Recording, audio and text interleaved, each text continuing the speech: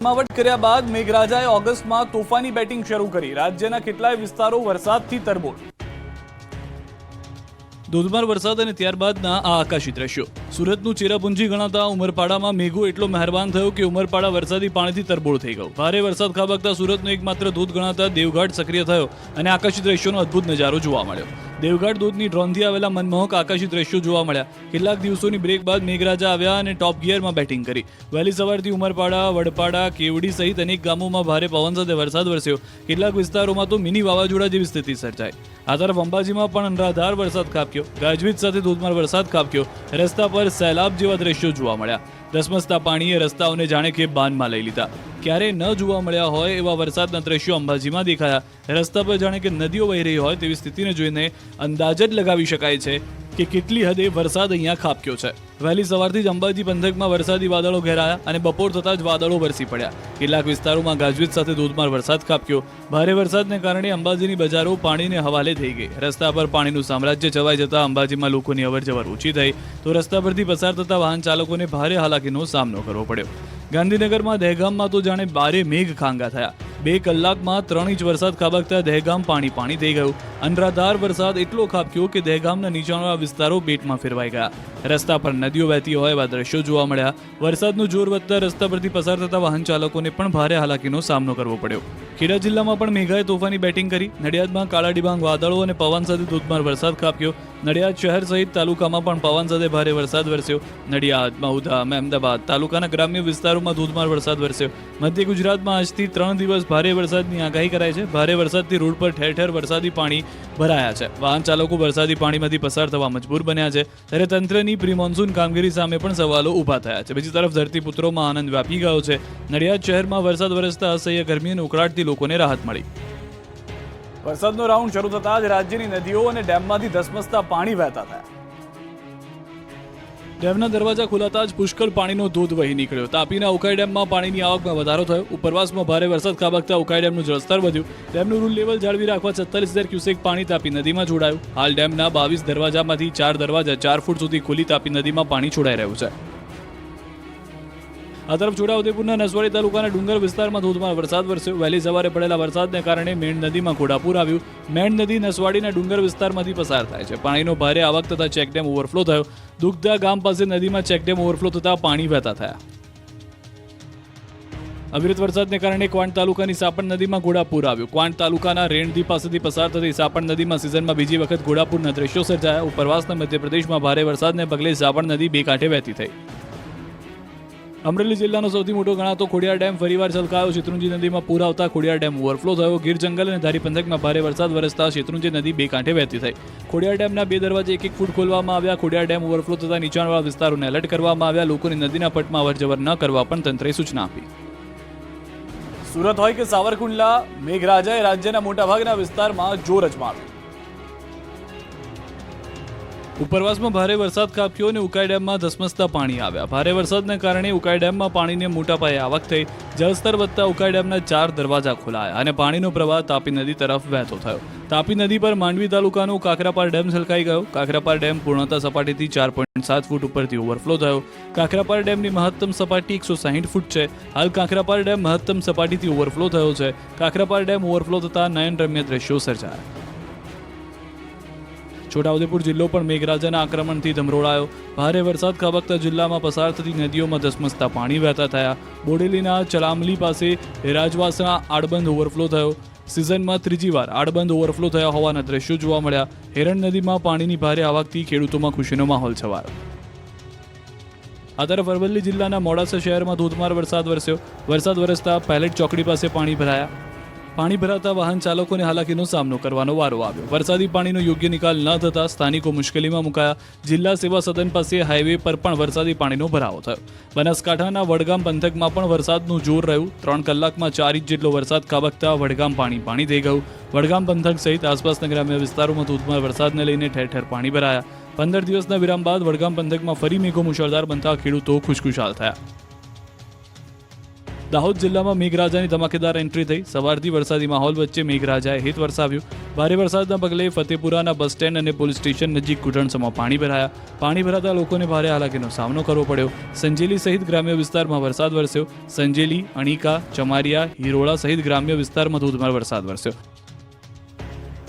ગોંડલના ગ્રામ્ય પંથકમાં લાંબા વિરામ બાદ ધોધમાર વરસાદ વરસ્યો. ગોંડલ તાલુકાના વાસવડ, કેશવાડા, રાવણા, ધરાળા, મોટી ખિલોરી, પાટ ખિલોરી સહિતના ગ્રામ્ય વિસ્તારોમાં વરસાદની હાજરી રહી. વાસાવડ ગામે ખાતે અંદાજિત 2 થી 2.5 ઇંચ જેટલો વરસાદ વરસી ગયો.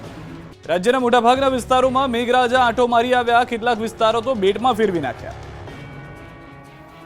આણંદ જિલ્લાના ખંભાતમાં ભારે વરસાદ ખાબક્યો. પવન અને વીજળીના કડાકા સાથે ચોમાસાએ જોર પકડ્યું. આકાશમાંથી અનરાધાર પાણી વરસતા ખંભાતના રસ્તાઓ પાણીના હવાલે થઈ ગયા. ખંભાત નવરત્ન સિનેમા પાસે જળબંબાકારની સ્થિતિ સર્જાઈ. ખંભાતથી દરિયા તરફ જવાના રસ્તાઓ પણ બેટમાં ફેરવાયા. રોડ પર પાણી ભરાતા વાહન ચાલકોને હાલાકીનો સામનો કરવો પડ્યો. મુશ્કેલી પણ વધી ગઈ. ખંભાતપરા વિસ્તાર, રાવડિયાવાડ સહિતના વિસ્તારો પાણી થઈ ગયા. અંબાજીમાં પણ એવો વરસાદ વરસ્યો કે રસ્તાઓને પાણીએ બાનમાં લઈ લીધા. જ્યાં જુઓ ત્યાં પાણીનું જ સામ્રાજ્ય હતું. હાઈવે માર્ગ ઉપર ઢીચણસમાં પાણી ભરાયા. વાહનોમાં પાણી ઘૂસી જતા કેટલાક સ્થળોએ વાહનો બંધ પડી જવાની ઘટનાઓ પણ બની.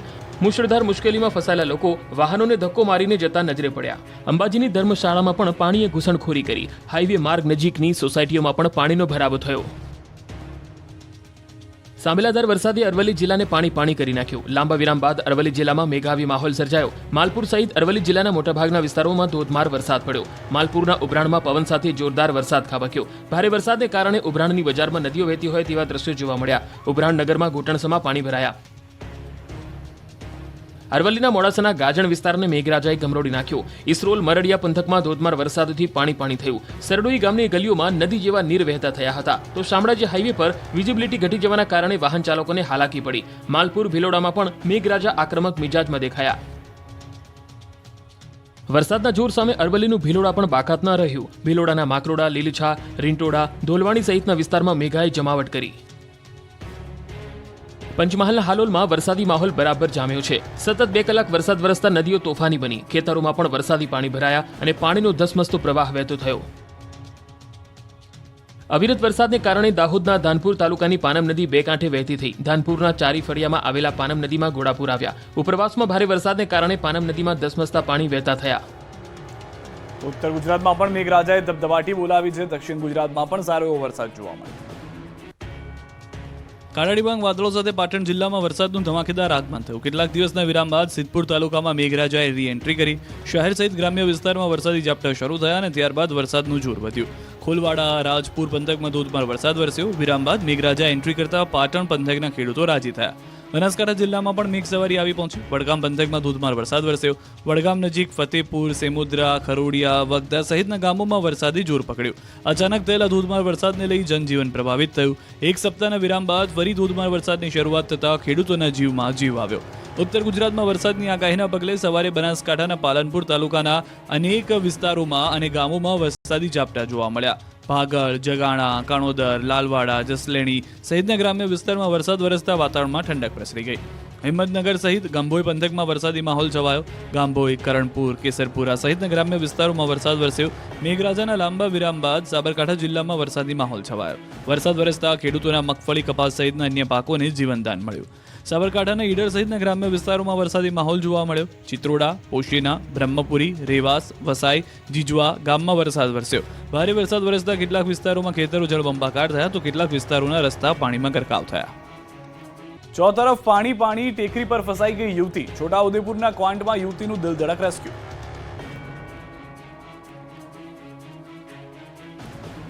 એક યુવતી ફસાઈ ગઈ. ધસમસતા પાણી વચ્ચે યુવતીને ટેકરીને સહારો મળી ગયો. દ્રશ્યોમાં મોટી ટોકરી ગામમાં આવેલી નદીમાં આ યુવતી ફસાઈ ગયેલી જોઈ શકાય છે. ટેકરીની ચારે તરફ પાણીનો ધસમસતો પ્રવાહ અને વચ્ચે ટેકરી પર ફસાયેલી યુવતી. અચાનક નદીનું લેવલ વધી જતા યુવતી ટેકરી પર જ રહેવા મજબૂર બની. યુવતી ફસાઈ હોવાની જાણ થતાં જ તંત્ર એક્શનમાં આવ્યું અને મામલતદાર અને અન્ય આગેવાનો ઘટના સ્થળે દોડી આવ્યા. યુવતીને બચાવવા માટે સ્થાનિક તરવૈયા અને છોટાઉદેપુરની ફાયર વિભાગની ટીમે રેસ્ક્યુ ઓપરેશન શરૂ કર્યું.